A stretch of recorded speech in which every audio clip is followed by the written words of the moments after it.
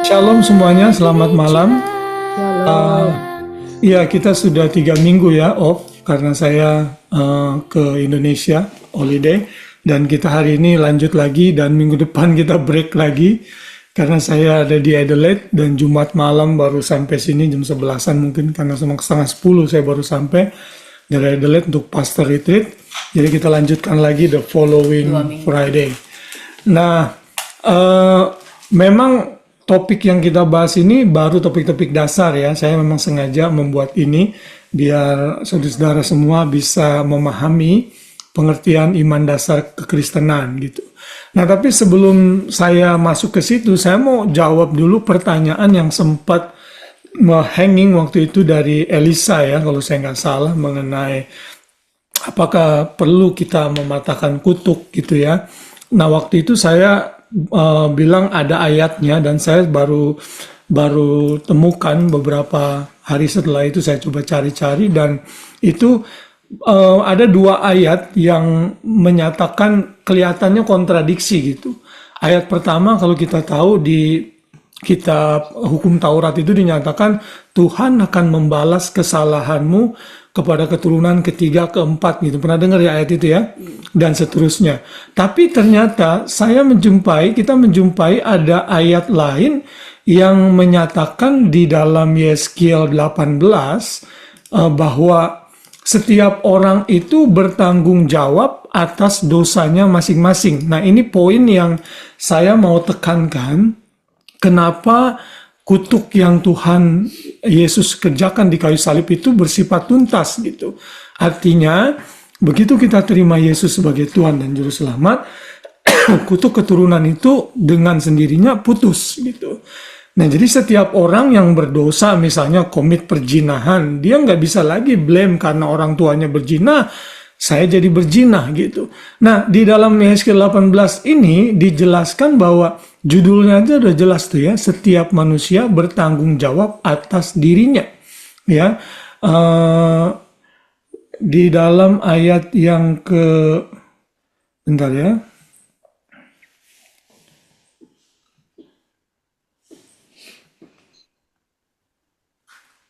Ini ayat 20 misalnya, orang yang berbuat dosa itu yang harus mati. Anak tidak akan turut menanggung kesalahan ayahnya, dan ayah tidak akan turut menanggung kesalahan anaknya. Orang benar akan menerima berkat kebenarannya, dan kefasikan orang fasik akan tertanggung atasnya.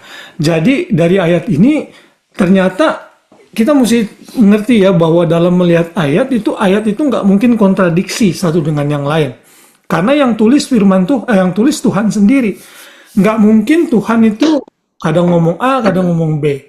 Berarti ada metode penafsiran tertentu yang mesti kita ikuti. Jadi di dalam ayat yang mengatakan kepada keturunan ketiga dan keempat, itu berlaku kalau orang yang keturunan ketiga keempatnya tidak bertobat. Kenapa kita menafsirkan gitu? Karena ada ayat ini yang mencegah kita mengatakan otomatis gitu. Oh, kalau gitu tetap nih harus ada karena ayat ini ada. Tapi ayat ini membantah itu. Berarti kita mesti combine keduanya. Ya, maka itulah tadi saya katakan, dengan patahkan kutuk itu tidak melepaskan seseorang dari tanggung jawabnya masing-masing gitu. Sorry, yang Elisanya nggak ada di sini. Ada Budi kan ya? Ya. Oh, tapi Budi pakai headset. Elisa nggak bisa dengar ya, Bu? Elisa nggak ada Budi ya? Lagi tidurin anak-anak. Bud, Masih di mute, Bu? Ada. Oh, bisa dengar ya Elisa Bisa ya? dengar juga Ya, nggak? ya, lagi tidurin. Tapi bisa denger ya? Ada pakai ya. Oh, pakai earphone ya, bagus satu-satu ya. Puji Tuhan ya. Iya, jadi seperti itu ya. Jadi akhirnya saya mengambil posisi dan kesimpulan bahwa doa mematahkan kutuk itu is not necessary. Ya, saudara dan saya bertanggung jawab terhadap dosa kita masing-masing. Nah, kalau saudara aware orang tua saudara misalnya hidupnya tidak benar, saudara nggak perlu takut, itu akan nyampe ke saudara pada saudara. Kalau saudara sudah terima Yesus sebagai Tuhan dan Juru Selamat, Galatia 3:13 mengatakan segala kutuk udah tertanggung di kayu salib. Jadi saudara free, tapi saudara harus berjalan dalam kemerdekaan gitu ya. Lalu di tengah-tengah minggu yang lalu, Hani sempat bertanya kepada saya mengenai baptisan. Ya, Hani bisa dengar Koko, Hani? Bisa. Ya, waktu itu kamu tanya tentang baptisan Roh Kudus, apakah bisa mendahului, benar ya, apakah bisa mendahului baptisan air ya, kalau nggak salah ya. Nah, Iya, benar. Nah, itu sekali lagi bisa, karena baptisan air itu tidak menyelamatkan. Nanti kita akan belajar ya. Jadi ada orang yang sudah terima Yesus tapi belum sempat dibaptis, mungkin sehari, 2 hari, seminggu, sebulan, tapi dia sungguh-sungguh terima Tuhan Yesus, ya dia udah dibaptis Roh Kudus. Nah, sekarang pengertian dibaptis Roh Kudus ini memang jadi perdebatan sih ya, antara yang satu bilang baptisan Roh Kudus itu terjadi berbarengan dengan kelahiran baru. Lalu yang kedua, baptisan Roh Kudus itu terjadi setelah kelahiran baru yang ditandai dengan berbahasa roh. Nah, saya berpegang pada 1 Korintus 12 ayat 13 ya, yang menyatakan bahwa sebab dalam satu roh kita semua, baik orang Yahudi maupun Yunani, baik budak maupun merdeka, telah dibaptis menjadi satu tubuh, dan kita semua diberi dari minum dari satu roh. Ini mengacu bukan pada baptisan air, tapi baptisan Roh Kudus. Nah, kalau kita mengacu kepada ayat ini, saya mengambil kesimpulan baptisan Roh Kudus itu terjadi berbarengan dengan kelahiran baru. Karena kalau saudara enggak dibaptis setelah kelahiran baru, berarti saudara enggak masuk tubuh Kristus. Kalau saudara nggak masuk tubuh Kristus, berarti saudara bukan orang percaya, gitu. Saudara di luar gereja Tuhan. Makanya ayat ini menekankan saya untuk mengambil posisi kelahiran baru itu, baptisan Roh Kudus itu berbarengan dengan kelahiran baru. Apakah seseorang berbahasa roh pada saat dibaptis Roh Kudus atau tidak, itu tidak selalu. Karena di kitab Kisah Para Rasul pun banyak orang-orang yang dibaptis Roh Kudus, terima Tuhan Yesus, tapi tidak berbahasa roh ada, ya. Tapi ada juga yang berbahasa roh, jadi nggak nggak otomatis gitu ya. Lalu Ani juga bertanya yang kedua, apakah bahasa roh itu bisa diajarkan? Apakah kita bisa menuntun seseorang untuk menerima bahasa roh? Kalau kita observasi ayat-ayat di dalam Alkitab yang berhubungan dengan berbahasa roh, saya menyimpulkan tidak bisa. Bahasa Roh Kudus itu speaking in tongue itu karunia. Berarti ada orang yang memiliki, ada orang yang tidak memiliki. Ini memang perdebatan panjang di kalangan gereja Tuhan. Saya percaya bahasa roh, tapi bahasa roh yang biblical. Bahasa roh yang berbentuk bahasa, yang memang Tuhan berikan. Contohnya kepada para rasul di dalam Kisah Para Rasul pasal 2. Ya, itu bahasa. Para rasul yang bukan orang Arab, orang Firgia dan lain sebagainya, itu ada 17 bahasa, mereka tiba-tiba bisa berbahasa. Bahasa itu menyatakan kemuliaan Tuhan dan menyatakan bahwa Yesus juru selamat gitu. Ya. Nah, saya sempat berdiskusi juga cukup panjang dengan Anthony mengenai pertanyaan ini. Nanti kalau ada yang tertarik, jawaban saya rekam. Kalau ada yang mau, saya bisa kasih rekamannya. Saya sempat jelaskan dari 1 Korintus 14. Karena untuk menjelaskan bahasa roh, kita mesti kembali ke 1 Korintus 14, di mana pada saat itu Paulus mengalami satu problem di jemaat Korintus, di mana bahasa rohnya itu chaos gitu. Nah, Paulus memberikan acuan, kalau bahasa rohnya palsu, dia menggunakan bentuk singular. Tapi kalau bahasa rohnya asli itu menggunakan bentuk plural dalam bahasa Greek-nya. Ya, nah itu dijelaskan. Tapi karena keterbatasan waktu, saya mungkin nanti bisa berikan rekamannya, audionya kepada saudara kalau saudara tertarik. Ya, saudara bisa dengarkan. Itu jawaban saya untuk Anthony yang saya waktu itu sempat rekam. Ya, nah in the future, kalau di antara saudara punya pertanyaan, saudara post saja di grup, jadi saya bisa jawab langsung di grup, jadi saudara-saudara yang lain bisa dapat jawabannya juga. Ya, oke, itu aja untuk membuka. Saya berharap ini memberikan pengertian ya kepada kita mengenai pertanyaan-pertanyaan yang sempat diajukan minggu lalu dan juga along the way waktu itu. Ya, oke ya, Hari dan Hani ya, itu jawaban Koko untuk sementara ya. Baik. Sekarang kita akan masuk ke pokok pembahasan kita, yaitu baptisan air. Ini adalah lesson number 4 yang kita bisa pelajari hari ini sebagai bagian dari ini saya belum lupa ya, harusnya lesson 4 ya, bukan lesson 3. Yang pertama itu adalah kita sudah belajar mengenai total depravity, bahwa setiap manusia sudah berdosa dan kehilangan kemuliaan Allah ya. Saudara dengar nggak baru-baru ini Pope Francis itu yang menjadi paus sekarang di Katolik baru saja diwawancara, dan dalam wawancaranya itu Pope Francis itu menyatakan bahwa semua manusia itu pada dasarnya adalah baik. Ya. Nah, ini membuktikan bahwa doktrin dari Katolik itu ada kekeliruan. Saya nggak tahu apakah itu doktrin Katolik secara umum atau memang pendapatnya Paus, tapi karena yang ngomong ini Paus, saya mengambil kesimpulan, ya kemungkinan besar banyak orang-orang Katolik yang percaya seperti itu. Tentunya Alkitab tidak menyatakan seperti itu. Saya sudah jelaskan di lesson pertama bahwa kita semua sudah berdosa dan kehilangan kemuliaan Allah. Tidak ada yang benar, tidak ada satu orang pun yang benar. Karena itulah kita perlu juru selamat. Jadi pendapat dari Pope Francis itu tidak alkitabiah, ditambah juga dengan pendapat-pendapat lain yang beliau menerima LGBT, abortion, dan universalisme ya, orang baik bisa masuk surga dan lain sebagainya.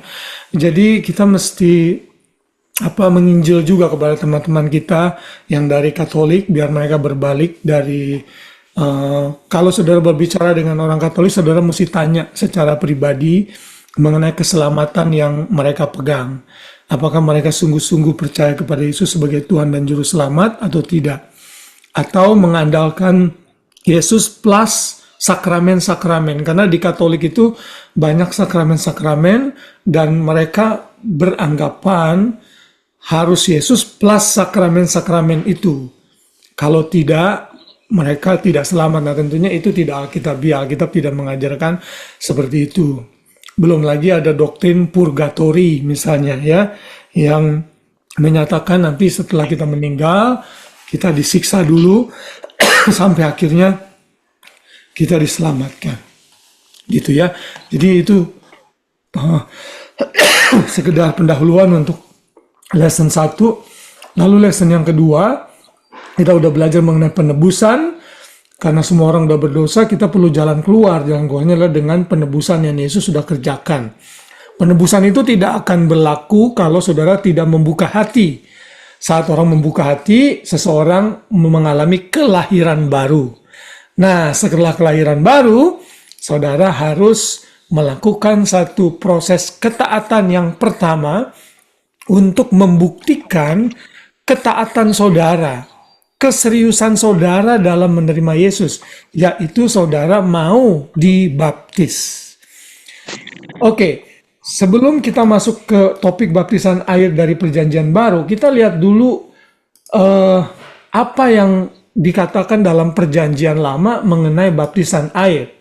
Ya, orang Yahudi mempraktekkan baptisan sebagai bentuk tindakan tradisional untuk pencucian diri dan dimulainya seseorang yang masuk kepada Yudaisme jauh sebelum Mesias dilahirkan. Asal mula baptisan ditemukan pada kitab Imamat, di mana imam diperintahkan untuk melakukan simbol pembersihan di dalam air sebelum dan sesudah mereka melakukan tugas keimaman mereka. Sekali lagi ya, ini hanya bayangan. Ternyata konsep pembersihan, penyucian diri, itu sudah ada di Perjanjian Lama dengan menggunakan air juga. Apakah itu pada benda-benda tertentu atau kepada orang tertentu, ya, atau kepada orang yang Gentile, non-Yahudi, mau masuk menjadi orang Yahudi, mereka harus melakukan ritual penyucian diri. Tentunya dengan melakukan ritual-ritual yang lain seperti sunat, ya, melakukan hukum Taurat dan sebagainya untuk orang bisa masuk ke dalam Yudaisme. Saudara tahu orang Yahudi itu orang yang paling fanatik di muka bumi ini. Kalau saudara pikir orang Islam itu orang yang fanatik, orang Yahudi itu lebih fanatik, saudara. Orang Yahudi itu nggak boleh kawin dengan non-Yahudi sebenarnya. Itu benar-benar kekejian bagi mereka. Lalu saudara nggak boleh main ke rumah orang non-Yahudi kalau saudara orang Yahudi. Kalau saudara lewat di perkampungan orang non-Yahudi, begitu saudara keluar, saudara mesti kebaskan debunya, cuci kaki. Karena menganggap debu aja dari non-Yahudi itu najis. Saudara bayangkan mereka tuh. Ya, makanya waktu Yesus Tuhan bilang begini kan, kasihilah sesamamu manusia seperti dirimu sendiri. Tuh orang Farisi nanya tuh, siapa sesama manusia? Karena buat mereka orang non-Yahudi itu bukan sesama manusia, gitu. Nah, itu orang lain di luar second class gitu. Nah, jadi kalau orang non-Yahudi mau masuk Yahudi itu ada ritual-ritual khusus. Nah, kita setelah Yesus datang lalu Roh Kudus dicurahkan, barrier itu runtuh semua. Di kitab Galatia dikatakan tidak ada lagi orang merdeka, budak, tidak lagi ada orang Yahudi, non-Yahudi, semuanya masuk dalam satu institusi yang namanya gereja. Ya. Nah, jadi seperti itu. Lalu kita akan melihat kitab Imamat di mana waktu itu ada ritual yang harus dilakukan oleh para imam. Nanti saudara baca sendiri ayatnya di rumah. Di situ di dalam ayat 24 dikatakan ia harus membasuh tubuhnya dengan air di suatu tempat yang kudus dan mengenakan pakaiannya sendiri, lalu ia harus keluar dan mempersembahkan korban bakarannya sendiri dan seterusnya. Jadi ini ritual seorang imam yang harus melakukan penyucian diri dengan air. Ini menggambarkan ternyata dalam Perjanjian Lama sudah ada konsep baptisan, maksudnya penyucian diri dengan air. Itu maksudnya. Ya. Nah, kemudian kita akan berlanjut setelah Perjanjian Lama. Saya cut saja tentunya pembahasan mengenai baptisan air ini dan topik-topik sebelum-sebelumnya. Saya tidak tujukan pembahasan yang mendalam ya, karena waktu yang kita punya saya mau batasi 60 menit. Jadi ini hanya yang penting-penting saya sudah saring, sebenarnya saudara dapat yang intinya saja. Karena kalau saya kupas, misalnya nanti saya bisa bahas baptisan, sejarah baptisan itu bagaimana, itu terlalu membuang waktu. Ya, tapi saya sudah research sebelum ini, sehingga ini yang intisarinya yang saya bisa sampaikan kepada saudara semua. Nah, dalam Perjanjian Lama akhirnya sampai kitab Maliaki selesai, 400 tahun ada kekosongan, muncul satu nabi yang bernama Yohanes Pembaptis. Yohanes Pembaptis ini orang yang mendahului, membuka jalan untuk Sang Mesias Juru Selamat. Ya, nah ternyata Yohanes itu membaptis, tapi baptisannya adalah baptisan pertobatan. Ya, coba Om Anton tolong dibacakan Lukas 3 ayat 3, kelihatan ya Om ayatnya?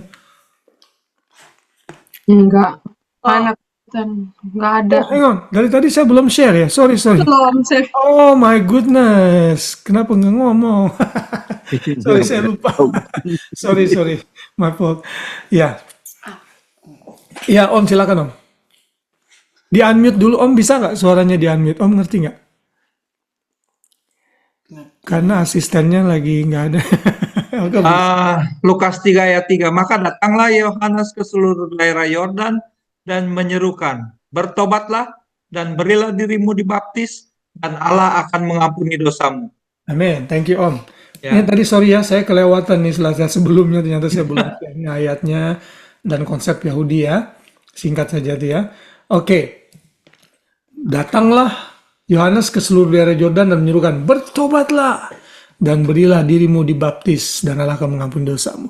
Nah ini baptisan pertobatan yang sebenarnya Yohanes sudah ngerti dari perjanjian lama. Tapi diteguhkan dan diperbarui lagi khusus di perjanjian baru dimulai dari Yohanes. Bahkan Tuhan Yesus sendiri pun akhirnya juga dibaptis oleh Yohanes. Nanti kita lihat ayatnya dalam Matius 3 ayat 13 sampai 17. Saya minta tolong Pak Ade bacakan Pak Ade. Matius 3 ayat 13 sampai 17. Maka datanglah Yesus dari Galilea ke Yordan kepada Yohanes untuk dibaptis olehnya. Tetapi Yohanes mencegah dia, katanya, "Akulah yang perlu dibaptis olehmu, dan engkau yang datang kepadaku." Lalu Yesus menjawab katanya kepadanya, "Biarlah hal itu terjadi, karena demikianlah sepatutnya kita menggenapkan seluruh kehendak Allah." Dan Yohanes pun menurutinya. Sesudah dibaptis, Yesus segera keluar dari air, dan pada waktu itu juga langit terbuka, dan ia melihat Roh Allah seperti burung merpati turun ke atasnya.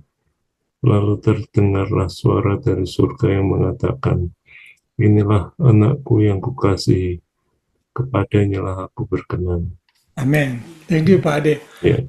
Nah, ternyata ya Yohanes itu nggak enak hati begitu melihat Sang Mesias datang. Loh, kok Anda, kok engkau yang mau aku baptis, harusnya kan aku. Dia sadar tuh bahwa Yesus ini bukan sembarang orang gitu. Tapi Yesus bilang, no, it's okay. Kenapa? Kalau dalam bahasa Inggris dikatakan, Jesus replied, "Let it be so now. It is proper for us to do this to fulfill all righteousness." Kalau bahasa Indonesianya itu kan nggak ada tuh kata righteousness-nya ya. Cuma katakan untuk menggenapi kehendak Allah. Padahal di sini to fulfill all righteousness. Maksudnya apa? Kenapa Yesus mesti dibaptis? Bukankah dia nggak berdosa? Bukankah dia nggak perlu bertobat? Nah, ternyata ini menggambarkan beberapa hal. Ya, yang pertama ini menggambarkan kematian dan kebangkitannya. Karena Yesus diselam, bangkit itu menggambarkan suatu hari kelak dia akan mati dan bangkit. Yang kedua, ini menggambarkan juga pentingnya Christian baptism. Orang Kristen akan dibaptis kalau dia menerima Yesus sebagai Tuhan dan Juru Selamat. Lalu yang ketiga, ini menggambarkan permulaan pelayanan Yesus secara publik, ya. Karena ini juga simbol perkenanan Bapa dalam pelayanannya. Seorang rabi itu kan setelah dia belajar umur 30 tahun lah dia di-consecrate. Consecrate itu ditabiskan untuk melayani. Dan Yesus waktu itu umurnya 30 tahun. Dan consecration yang Yesus lakukan adalah melalui baptisan yang dia harus lakukan. Dan yang keempat, itu untuk menggambarkan, saya catat di sini, untuk menyatakan kemesiasan Yesus secara publik. Ya. Nah jadi, waktu Yesus bilang to fulfill all righteousness, maksudnya memang itulah yang seharusnya dilakukan oleh Tuhan Yesus. Nah, karena baptisan Tuhan Yesus inilah, kemudian water baptism dilanjutkan kepada para rasul. Nah, di kitab para rasul makin jelas lagi bahwa baptisan itu perlu dan harus dilakukan oleh orang percaya. Ayatnya misalnya dalam Kisah Para Rasul 2, ayat 38 dan 41, saya minta tolong Pak Ivan, ada di situ bisa baca ayatnya Pak Ivan? Kelihatan nggak ayatnya? Tolong di-unmute dulu Pak Ivan. Ya. Baik, Kisah Para Rasul bab 2 ayat 38, 41. Jawab Petrus kepada mereka, "Bertobatlah dan hendaklah kamu masing-masing memberi dirimu dibaptis dalam nama Yesus Kristus untuk pengampunan dosamu, maka kamu akan menerima karunia Roh Kudus." Orang-orang yang menerima perkataannya itu memberi diri dibaptis, dan pada hari itu jumlah mereka bertambah kira-kira 3.000 jiwa. Amin. Thank you, Pak Ivan. Nah, ini yang tadi saya bilang ya, mereka 3.000 orang dibaptis, tapi tidak ada catatan menyatakan mereka berbahasa roh. Tapi ada juga yang di ruang atas 120 orang berbahasa roh. Cornelius berbahasa roh. Murid-murid di Samaria berbahasa roh, tapi tidak semua. Itu berarti tergantung kehendak kuasa dari Roh Kudus. Ya, itulah makanya saya mengambil kesimpulan orang yang dibaptis Roh Kudus tidak harus berbahasa roh, tapi bisa berbahasa roh kalau Roh Kudus mengizinkan dan menghendaki. Ya. Jadi ini memang satu metode yang akhirnya digunakan terus di dalam kitab Kisah Para Rasul. Lalu kalau kita lompat ke Kisah Para Rasul 8, itu Filipus menginjil kepada sida-sida Ethiopia dan mereka akhirnya percaya. Lalu mereka juga mau dibaptis gitu. Coba Iren tolong bacakan Kisah Para Rasul 8 35-38. Maka mulailah Filipus berbicara dan bertolak dari Nas itu, ia memberikan Injil Yesus kepadanya. Mereka melanjutkan perjalanan mereka dan tiba di suatu tempat yang ada air. Lalu kata sida-sida itu, "Lihat, di situ ada air. Apakah halangannya jika aku dibaptis?" Sahut Filipus, "Jika Tuhan percaya dengan segenap hati, boleh." Jawabnya, "Aku percaya bahwa Yesus Kristus adalah Anak Allah." Lalu orang Ethiopia itu menyuruh menghentikan kereta itu, dan keduanya turun ke dalam air, baik Filipus maupun sida-sida itu, dan Filipus membaptis dia. Amin. Oke. Nah, ini mereka tuh setelah percaya langsung kepengen buru-buru dibaptis gitu. Jadi hal yang wajar dan keharusan kalau orang sudah memutuskan untuk percaya Yesus, orang itu kalau dia sungguh-sungguh, no problem buat mereka untuk dibaptis. Kalau mereka nahan-nahan baptisan, saya menyimpulkan orang itu tidak sungguh-sungguh terima Yesus. Ya, karena itu saudara kalau menginjil mesti clear dan jelas. Saudara mesti nyatakan ini ya. Oke, nah sekarang yang berikutnya adalah mengapa seseorang itu perlu dibaptis? Why do we need to be baptized? Mengapa? Jawabannya yang pertama simpel saja. Karena Tuhan memerintahkan kita untuk dibaptis setelah percaya. Matius 28 ayat 19-20, tolong Ci Jessica dibacakan.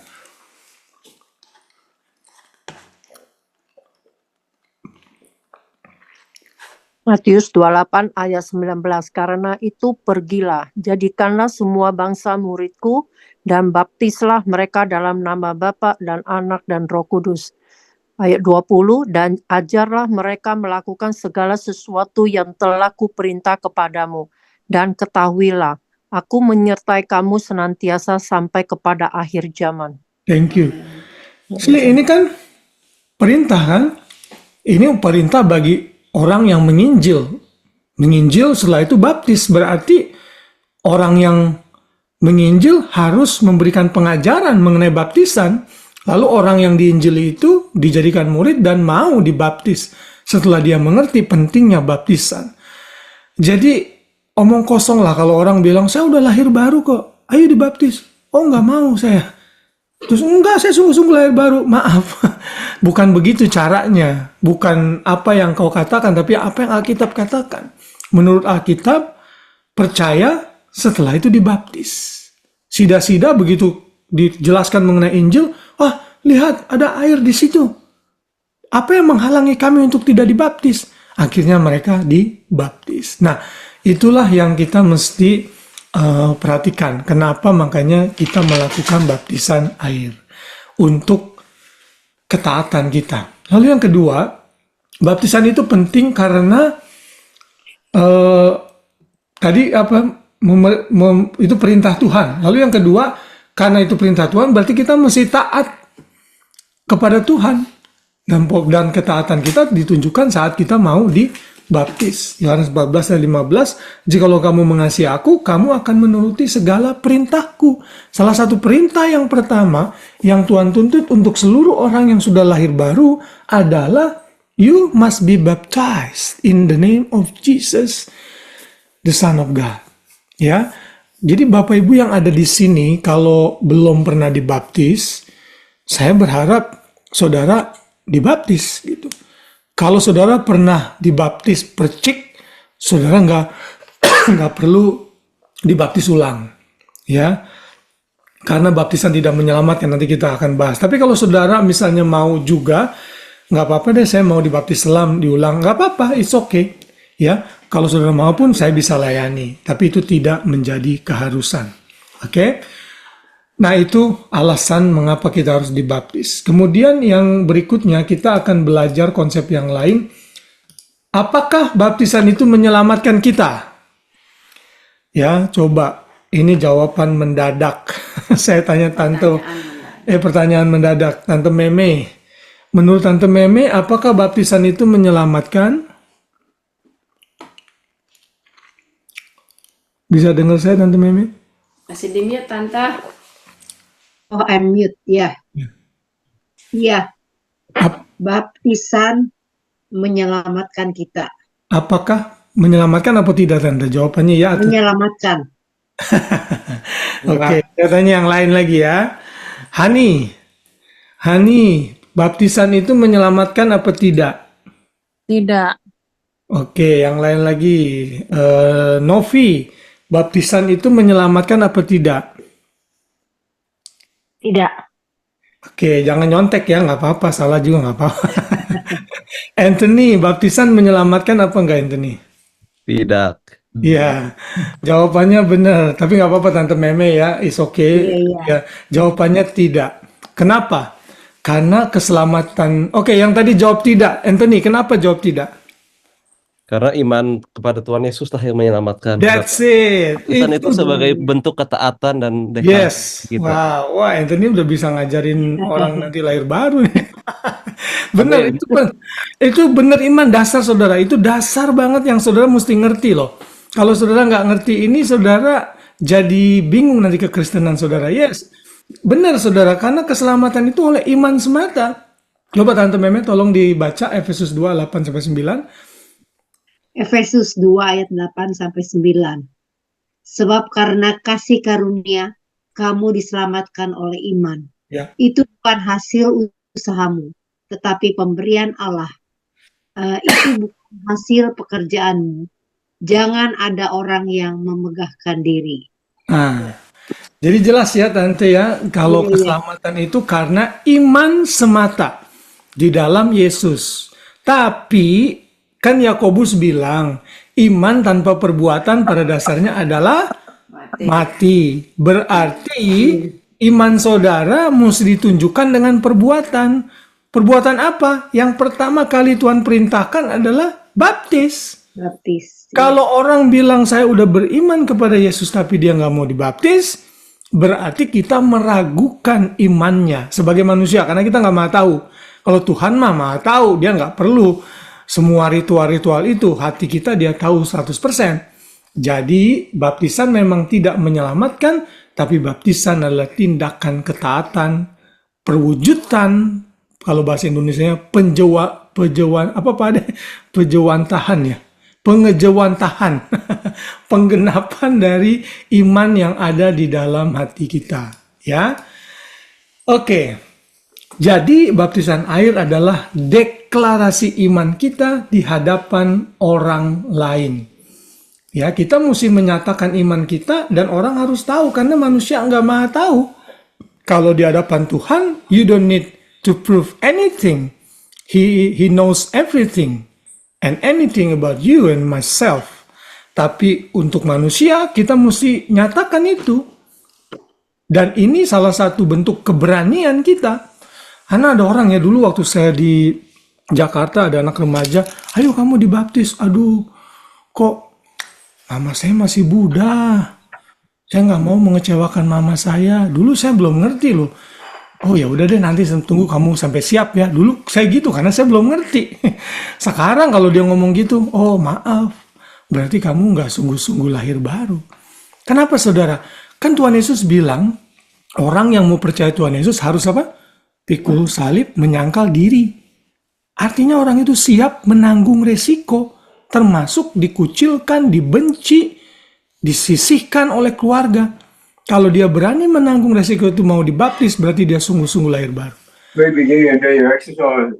Tapi kalau misalnya dia belum tidak mau melakukan itu, saya mempertanyakan. Ya, karena itu mesti dideklarasikan. Tadi sudah kita baca ini ya. Bertobatlah dan hendaklah masing-masing engkau memberi dirimu dibaptis. Orang yang dibaptis ya.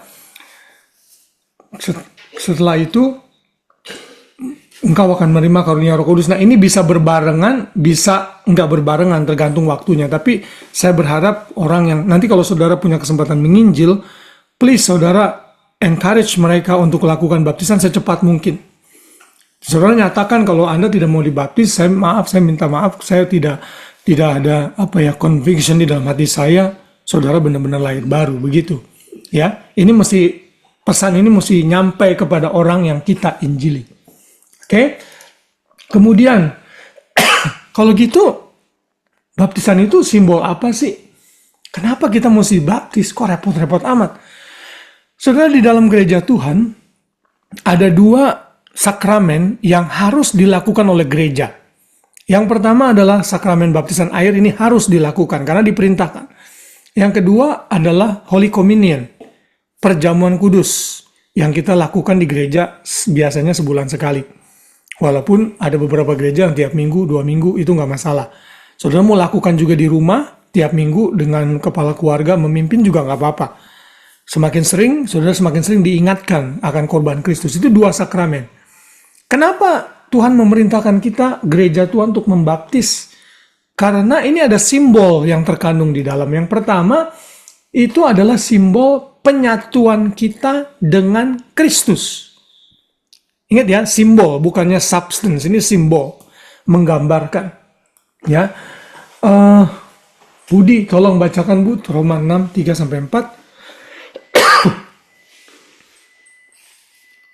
Atau tidak tahukah kamu bahwa kita semua yang telah dibaptis dalam Kristus, telah dibaptis dalam kematiannya? Dengan demikian, kita telah dikuburkan bersama-sama dengan Dia oleh baptisan dalam kematian, supaya sama seperti Kristus telah dibangkitkan dari antara orang mati oleh kemuliaan Bapa, demikian juga kita akan hidup dalam hidup yang baru. Simbol penyatuan antara kita dengan Kristus. Ini beautiful banget ya kalau kita melakukan ritual baptisan ini, ya. Makanya waktu dalam pembaptisan itu saya biasanya mengatakan, engkau sekarang mati, saya selam, lalu saya angkat dari air dan dihidupkan kembali. You are now buried with Christ and raised and receive newness of life. Ya, nah jadi seperti itu. Ini simbol penyatuan kita dengan Kristus. Lalu yang kedua, ini simbol hidup yang baru di dalam Kristus. Ayatnya sama. Ya, kita tadinya memiliki hidup yang lama dengan segala kebejatannya. Kita sadar setelah kita dibaptis, kita disalibkan dengan seluruh kedagingan kita, dosa-dosa kita, lalu kita bangkit memiliki hidup yang baru. Kenapa makanya orang mesti dibaptis secara selam? Nanti kita akan bahas. Kenapa tidak dipercik? Nanti kita akan bahas itu ya yang berikutnya. Oke. Kemudian sekarang kita akan lihat yang ini jadi perdebatan dalam gereja Tuhan. Bentuk baptisan yang sesuai Alkitab adalah dalam bentuk selam. Ya, bukan percik. Kenapa? Karena bahasa aslinya itu baptizo. Baptizo itu artinya immersion, to be immersed in the water. Ini perdebatan yang panjang. Kalau saudara nanti mau cari di internet silakan. Kalau sudah cari, saudara agak kebingungan, saudara bisa tanya saya. ada banyak perdebatan teologis.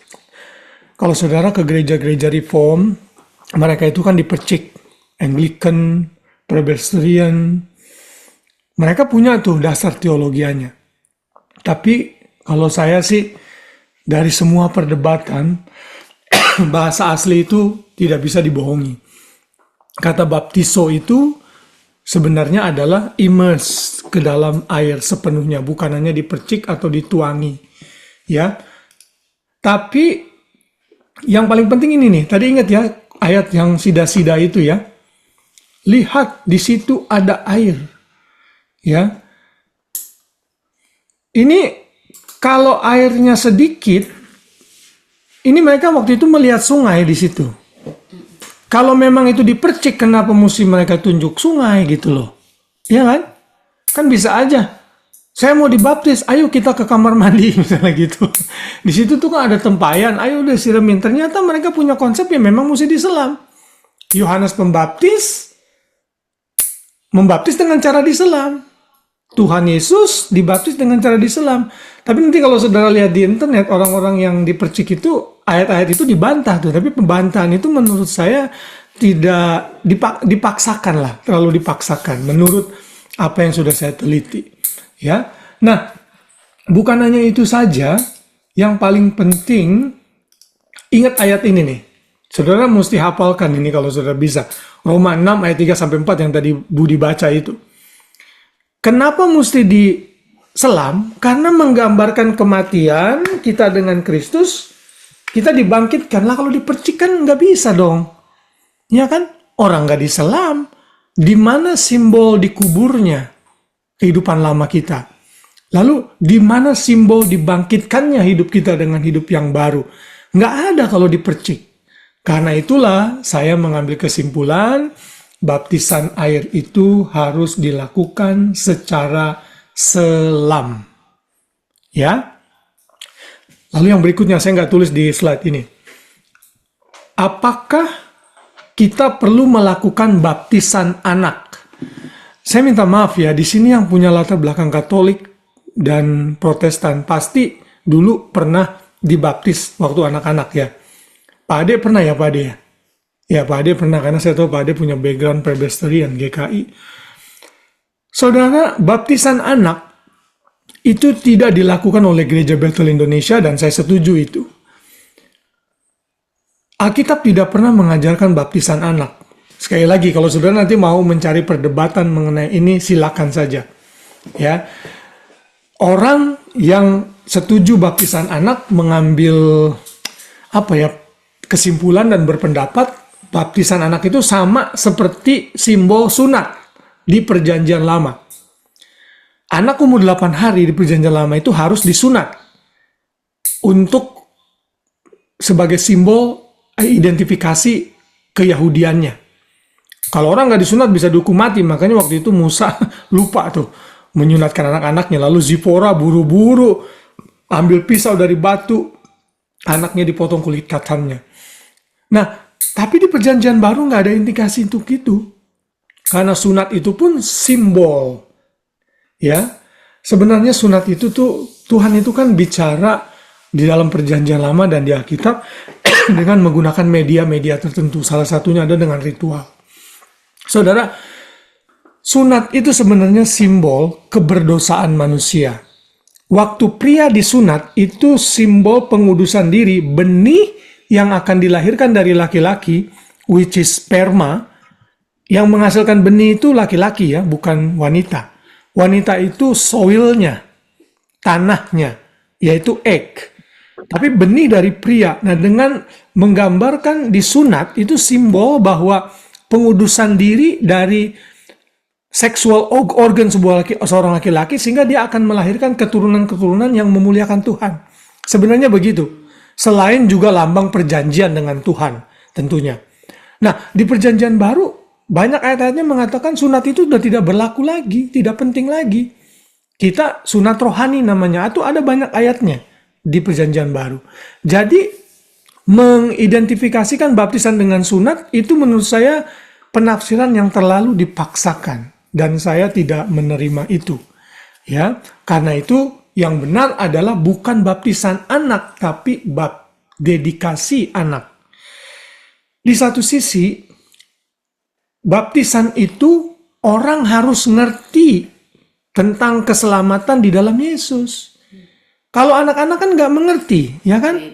Baby yang masih umur 5, Baby 4 gitu, atau kayak Ezekiel aja mungkin belum fully developed misalnya. Di Ezekiel umur 6 ya Pak Ade ya? Iya 6 ya? Masih belum, tapi saya tahu si Rafael itu 10 ya? 10 ya? 11 ya? Kayaknya udah ngerti, kelihatan gitu loh. Ada anak yang beda-beda gitu, tapi average 10 sampai 12 tahun. Dia harus ngerti, Yesus itu juru selamat, dia itu orang berdosa, makanya perlu diajarkan sebelum dia dibaptis. Itu yang saya lakukan 4 lesson ini. Sampai yang kelima nanti, setelah dibaptis, what next gitu. Nah, ini penting untuk dimengerti, makanya kita tidak menerima baptisan anak. Yang kita lakukan adalah child dedication, yang sudah kita lakukan di gereja kita beberapa kali. Siapa anak yang kecil, lupa saya namanya. Oh, Elaine. Elaine pernah diserahkan. Kemudian Ana pernah diserahkan. Terus ini Enzo. Enzo.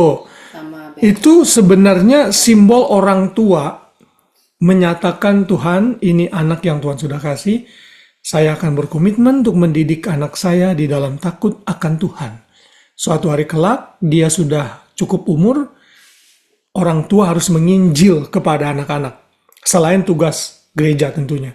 Orang tua yang sudah mengerti harus menginjil kepada anak-anaknya, mempersiapkan anak-anaknya untuk menerima Yesus, lalu bentuk ketaatan menerima Yesus dibaptis. Ya, saya berharap ini jelas nanti kalau orang-orang nanya, kenapa sih kok di gereja kamu nggak ada baptisan anak? Nah, saudara bisa jelaskan seperti ini.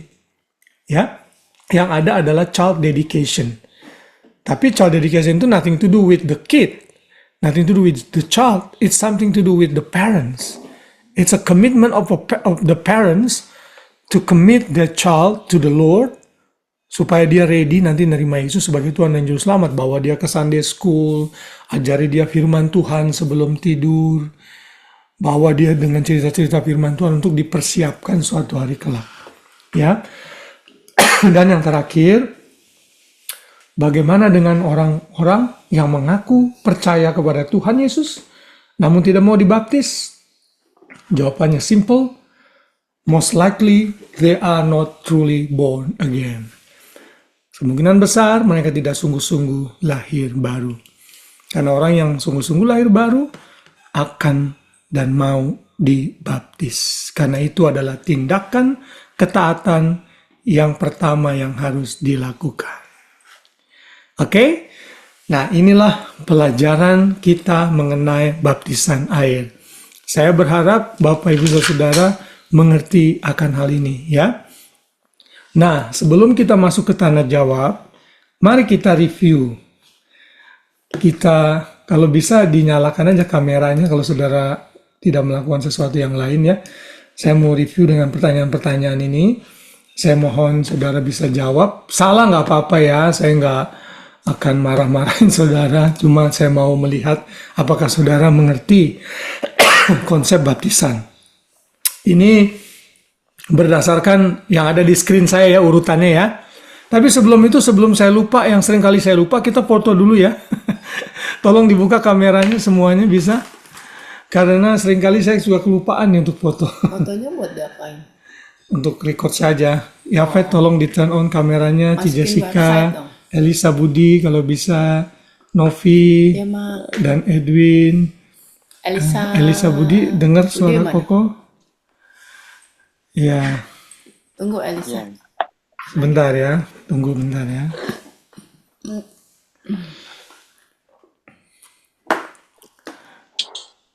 Ya. Thank you. Oke, mantap Hani deh. mana, Hani? Bagus. Hani. Hari udah. Oh iya. Ya, oke, siap. Satu, Om Anton. Annyeong, Pak Soden. 1, 2, 3. Ya, thank you semuanya. Oke. Pertanyaan review nomor 1. Om Anton dulu. Ya. Konsep baptisan air sudah ada sejak dari perjanjian lama. Benar apa salah, Om? Benar. Iya. Yeay. Bagus. Grace, orang Yahudi jangan nyontek ke sini. Lihat kamera. Orang Salah. Udah ngeliat ini di komputer saya. Mata. Coba tanya lagi. Oke, yang Tanya lain. dulu, nggak apa-apa. Oke, kamu sekarang pertanyaan buat kamu. Oh, Yohanes Pembaptis menyatakan bahwa ia adalah Mesias yang sesungguhnya. Salah. gampang pertanyaannya. Itu tadi bukan pertanyaan yang itu yang dia udah jawab, itu pertanyaan yang berikutnya. Oke, next, Anthony. Orang Yahudi mempraktekkan baptisan sebagai bentuk tindakan tradisional dalam kelahiran baru. Bentar ya, ini.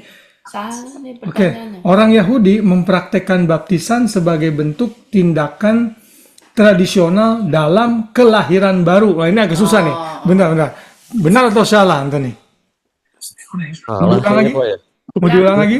Ulang lagi dah. Orang Yahudi mempraktekkan baptisan sebagai bentuk tindakan tradisional dalam kelahiran baru. Benar apa salah? Salah. Salah, ya. Ini susah loh. Bagus kalau saya jawab. Karena itu cuma simbol pembersihan aja, penyucian diri ya, bukan kelahiran baru. Kalau kelahiran baru di mana? Di perjanjian. Perjanjian baru. Ya, bagus. Oke, berikutnya Tante Meme. Jenis baptisan yang dilakukan oleh Yohanes Pembaptis adalah baptisan pertobatan, Tante. Benar apa salah? Salah. Ulang lagi, ulang. Ulang lagi. Pertanyaannya mungkin kurang ngerti. Coba. Iya, tadi ya. Iya, kurang ngerti. Baptisan air dalam Yes, mana sih tadi? Oh, jenis baptisan yang dilakukan oleh Yohanes Pembaptis adalah baptisan pertobatan. Benar atau salah? Pertobatan. Iya, benar. Benar. Iya. Baptisan pertobatan ya, bukan Iya. sesungguhnya kelahiran baru, tapi pertobatannya. Iren. Irena. Yesus dibaptis oleh Yohanes untuk menggenapi seluruh kebenaran Allah. Benar atau salah? Benar, iya. Yeay, di mute Irena. Benar. Yes. Good. Sekarang Pak Ade, baptisan air dalam perjanjian lama berhenti sampai pada baptisan Tuhan Yesus. Baptisan air dalam perjanjian lama sebagai simbol ya, berhenti sampai pada baptisan Tuhan Yesus. Benar atau salah? Ini agak susah nih ya, pertanyaannya bingung ya. Bingung saya mau bertanya. Ulang lagi. Salah. Buat Pak Ade emang mesti agak susah. Baptisan air dalam perjanjian lama berhenti sampai pada baptisan Tuhan Yesus. Stop, setelah itu nggak ada lagi. Benar atau salah?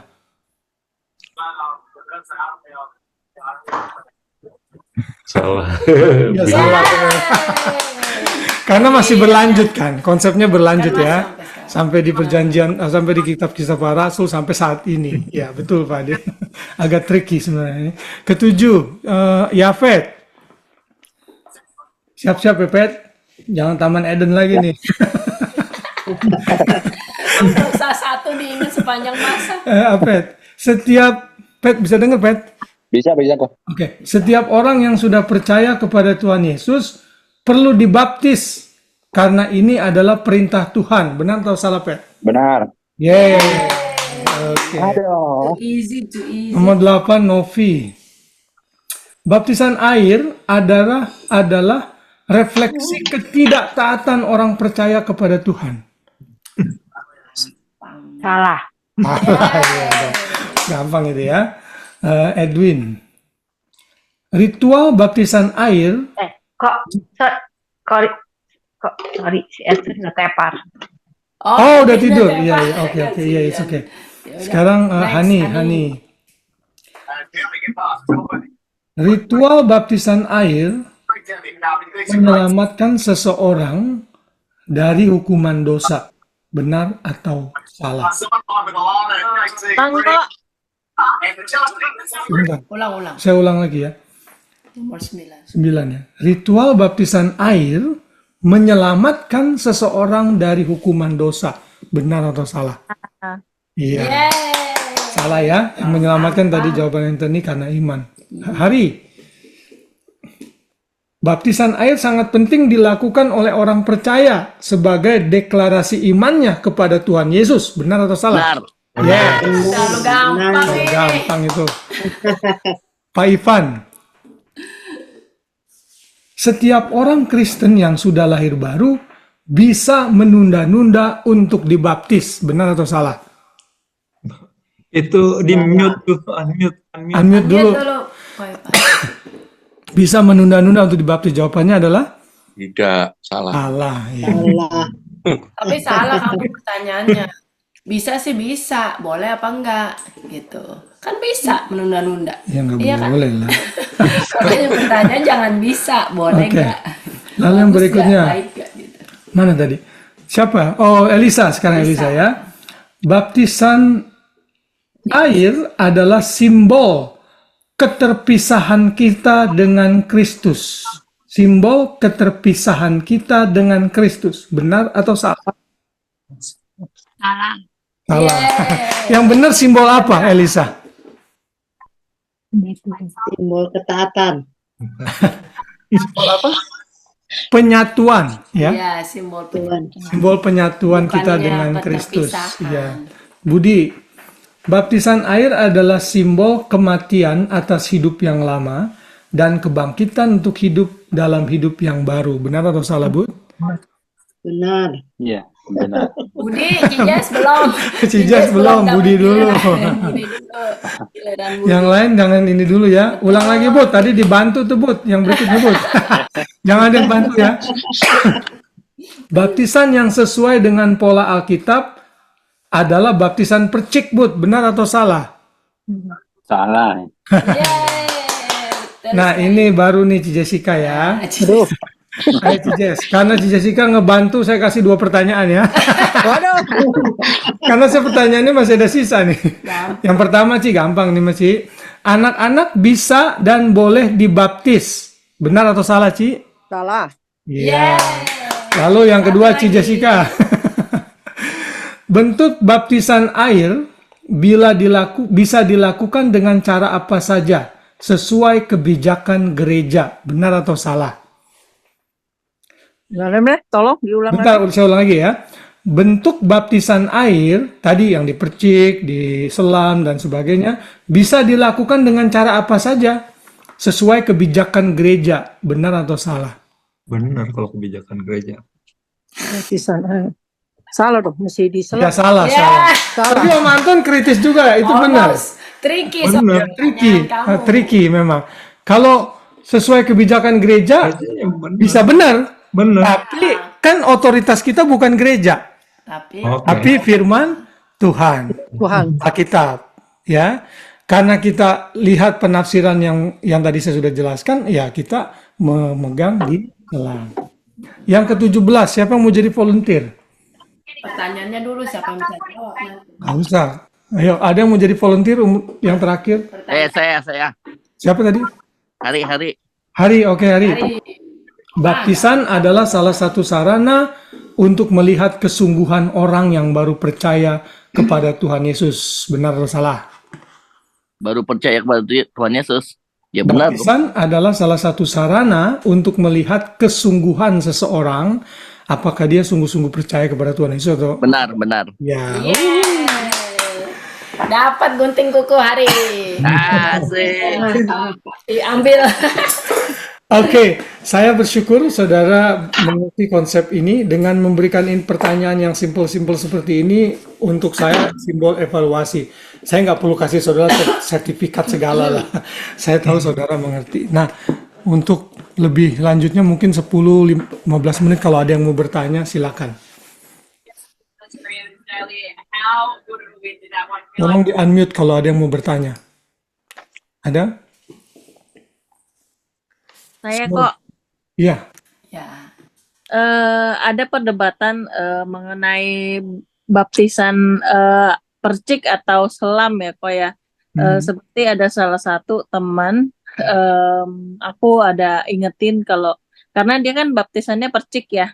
Tapi aku ingetin gitu loh, kalau sebaiknya menurut Alkitab itu memang harusnya baptisannya itu selam, tapi dia tetap dengan kepercayaannya bahwa dia bilang kalau misalkan dia bisa mengulang kembali, dia pasti akan baptisnya selam, biar nggak ada ribut-ribut. Dia bilang alasannya seperti itu. Tapi aku bilang bukan kalau ngomong kayak begitu, aku nggak setuju. Kalau hanya karena biar nggak diributin orang mau baptisan percik atau selam, tapi kamu harus ikutin sesuai dengan Alkitab. Tapi dia bilang ya memang itu kan dari yang pertama itu dia dari gereja mana gitu ya, baptisannya itu percik. Tapi kalau kamu bilang baptisan percik itu salah, berarti kamu menyalahkan institusi gereja dong, dia bilang seperti itu. Jadi gimana caranya untuk memberitahukan atau apakah harus kita dimin aja biar Roh Kudus aja yang iniin dia? Karena aku nggak mau sampai nanti ujung-ujungnya itu agak jadi nggak enak gitu sebenarnya. Udah mulai perdebatan. Oke, saya mesti garis bawahi dulu bahwa isu metode baptisan itu bukan masalah major. Ya, ini salah satu minor doktrin yang kalau berbeda nggak apa-apa. Ya, tapi di dalam sejarah gereja ada satu aliran namanya Anabaptis yang pada saat itu setiap orang yang dibaptis anak tuh nggak boleh gitu. Sampai akhirnya kelompok Anabaptis ini dikucilkan lalu sampai dia dihukum mati dengan cara ditenggelamkan, digantungin batu yang berat. Dia bilang, hah kamu mau ngajarin baptisan selam? Nih saya selam kamu, nggak bangkit-bangkit lagi. Itu Anabaptis ada dalam sejarah gereja seperti itu, saking perdebatan yang demikian sengit. Nah, saya mengambil kesimpulan, karena ini minor doktrin dan tidak menyelamatkan. Nggak apa-apa udah, kalau orang itu tidak mau dibaptis selam, it's okay. Ya, dan nggak perlu juga dibaptis ulang yang tadi saya katakan. Tapi kalau dia tergerak sendiri dan mau dilayani, juga silakan dan kita welcome. Tapi saya sebagai hamba Tuhan, saya harus jelaskan metode yang sesuai penafsiran yang tepat, yang benar adalah selam. Tadi saya sudah berikan dasar-dasarnya. Ya, jadi memang seperti kamu bilang, ya udah diemin aja nggak apa-apa. Tapi kalau tadi dia udah bilang, kalau saya boleh hidup lagi nanti, saya mau diselam, nah itu bagus. Sebenarnya dia udah ngerti, tapi dia mungkin agak berat melanggar tradisional gerejanya dia, mungkin. Ya, tapi karena itu bukan hal yang mendasar ya udah nggak apa-apa. Tapi kalau soal hal yang mendasar seperti tadi saya katakan, Pope Francis bilang orang baik bisa masuk surga, semua orang itu pada dasarnya baik. Nah itu kita nggak bisa terima. Itu major foundational doctrine. Kalau kita beda, kekristenan jadi gugur. Ngerti ya maksud saya ya? Oke, thank you kok. Ya. Ada lagi yang lain?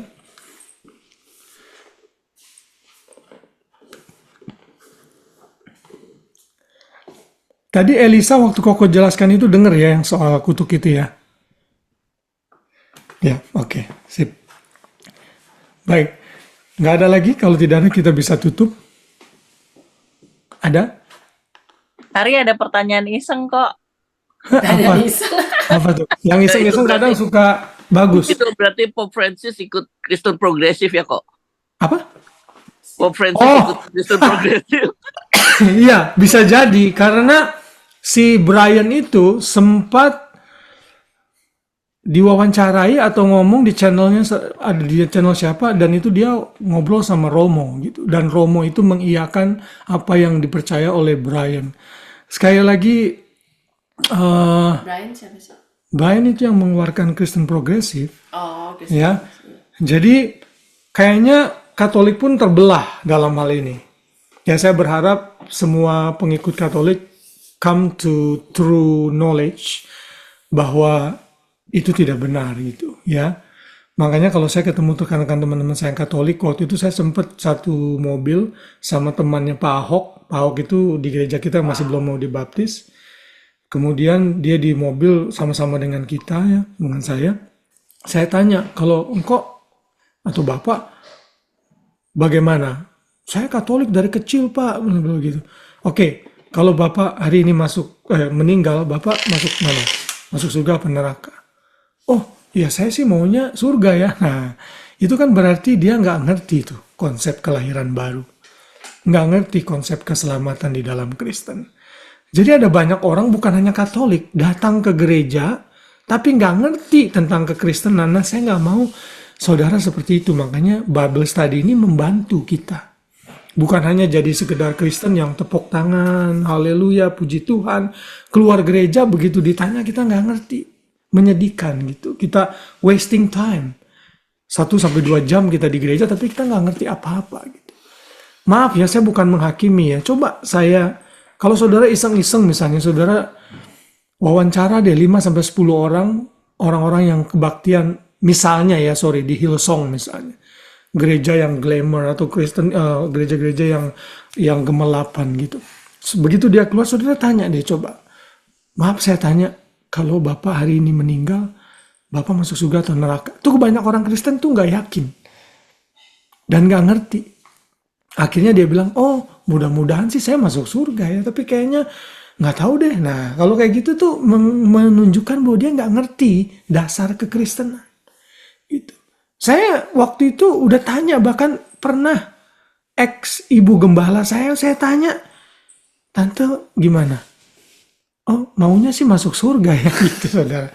Coba kalau Grace puji Tuhan dia ikut di sini juga, biar dia juga ngerti gitu. Kalau nanti Grace ditanya jawabannya kayak gitu tuh saya jadi malu, saudara. Selama ini berarti nggak ngerti konsep kekristenan sebagai ibu gembala gitu, dan itu tidak baik menurut saya. Dan saya berharap Bapak Ibu semua di sini punya pengertian yang benar mengenai kekristenan yang dasarnya ini. Ya, oke, itu begitu ya jawabannya Hari ya. Oke, ada lagi pertanyaan yang lain? Tidak ada? Baik. Oke ya, kalau memang tidak ada pertanyaan lagi, kalau nanti saudara ada pertanyaan-pertanyaan lain, saudara taruh aja di grup. Saya akan dengan senang hati membantu untuk menjawabnya. Ya, saya bersyukur saudara komitmen dan mau menghadiri meeting ini. Nggak semua orang tergerak. Yang ada di hadapan saya yang saya layani, karena nanti di hadapan Tuhan kita dihakimi dengan apa yang Tuhan percayakan kepada kita ya. Saudara punya anak 3, 2, saudara nggak akan ditanya anak orang lain, what have you done with your children misalnya. Yang ditanya adalah anak saudara. Saya yang ada di hadapan saudara, yang saya layani ya saya akan bertanggung jawab terhadap itu. Jadi saya bersyukur saudara mau belajar, saya berharap spirit ini terus dipertahankan. Nanti di tahun-tahun ke depan saya akan kasih topik-topik yang lain gitu. Saudara sebenarnya ini saya ada pertimbangan untuk mau ambil doktoral lagi gitu, S3 sebenarnya. Baru aja tadi ada meeting untuk menjelaskan program itu. Tapi saya sadar kesibukan pelayanan dan pekerjaan saya ini udah makin padat. Ya, Senin, Selasa itu biasanya saya persiapkan untuk kalau khotbah atau yang pelayanan-pelayanan weekly. Belum lagi ada nanti Bible Study. Ini saya masih agak ringan karena saya sudah ada bahan-bahannya. Kalau nanti topiknya baru, saya mesti persiapkan bahan-bahan itu dan itu menyita waktu. Belum lagi saya juga punya program membuat renungan secara audio, itu juga menyita waktu. Jadi saya masih pertimbangkan kemungkinan saya tidak akan mengambil dulu gitu.